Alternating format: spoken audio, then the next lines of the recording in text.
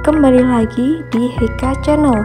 Pada video kali ini aku akan menceritakan sebuah film yang menceritakan seorang nenek tua yang mencintai seorang pemuda. Sebelum lanjut ke ceritanya, jangan lupa untuk tekan tombol subscribe dulu ya.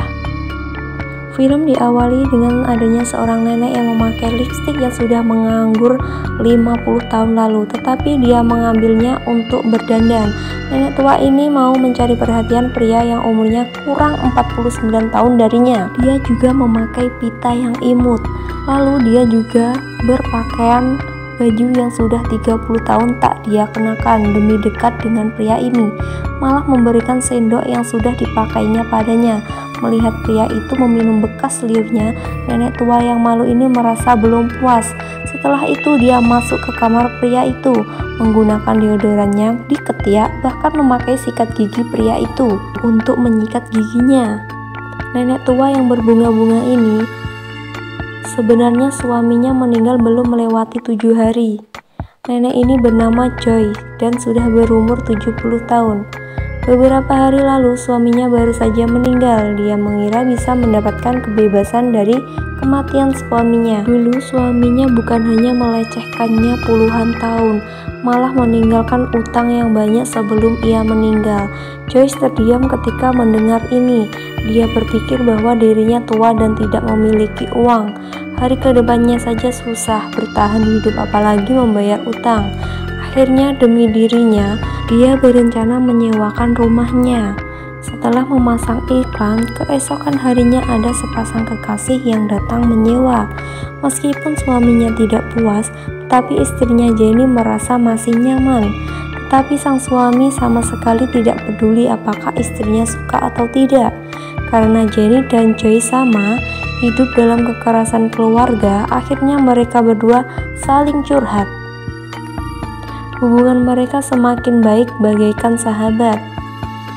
Meskipun suaminya mau pindah minggu depan, Jenny dan Joyce juga tetap saling berkomunikasi, terus saling mengirim surat.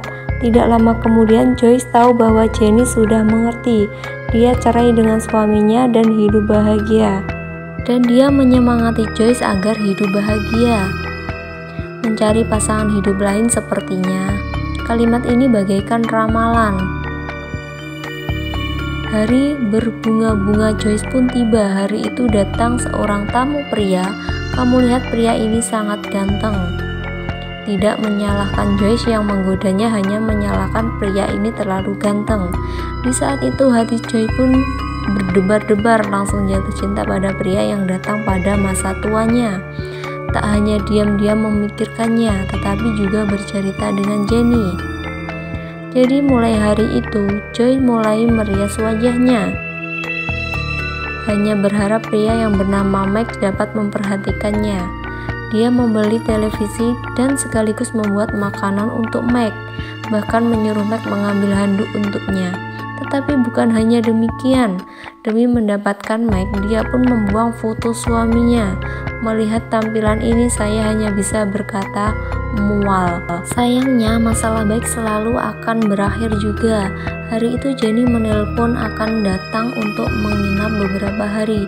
Awalnya mereka masih berbincang dengan baik, tapi malam hari Jenny malah menggoda Mike, membuat Joy mengerti.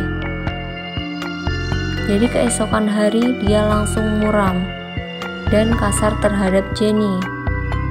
Dan Jenny pun hanya bisa pergi keluar, memikirkan bagaimana agar Joy kembali baik.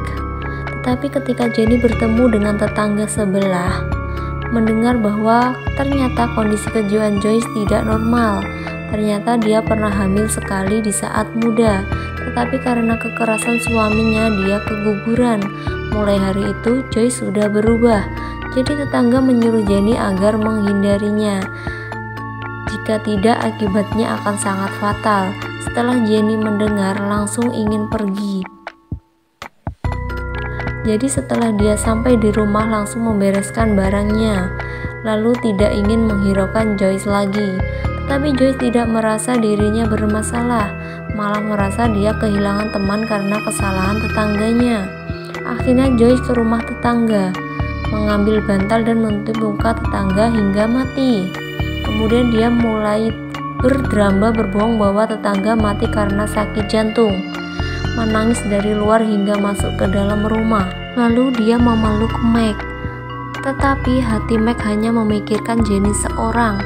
Langsung bertanya di manakah Jenny. Joyce berbohong bahwa Jenny sudah baikan dengan suaminya. Kemarin mereka hanya berpisah sementara saja. Jika kamu masih memikirkan saya, juga tidak akan melarang. Besok saya akan mengantarmu ke rumahnya. Anggap saja ini makan malam perpisahan kita. Meskipun dia ragu, tetapi juga setuju. Tetapi setujunya malah mendatangkan resiko untuknya.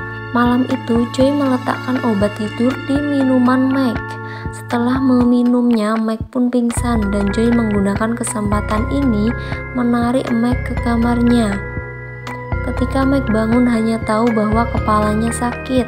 Dia tidak ingat apa yang terjadi, tetapi saat dia ingin bertanya apa yang terjadi, tukang pos mengirim surat.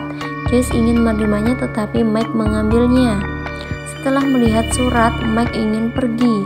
Joyce pun mengerti. Ini pasti surat yang dikirim Jenny. Apakah Jenny yang sudah pergi masih ingin menggoda Meg? Yang tidak didapatkan saya, orang lain juga tidak berhak mendapatkannya. Jadi dia langsung memukul Meg hingga mati di tempat. Setelah Joy melihat surat yang berisi bahwa Jenny hamil, dia langsung sadar. Dia segera mengubur Meg di bawah rumahnya, mengambil uang tunai, berencana mengambil uang itu untuk pergi. Kemudian dia menulis surat pada Jenny bahwa dirinya sudah melupakan Meg, ingin berbaikan dengan Jenny, jadi menyuruhnya datang ke rumahnya, dan Jenny malah percaya segera datang ke rumahnya. Setelah tiba, dia melihat Joyce berencana tamasya, dan Meg juga menghilang.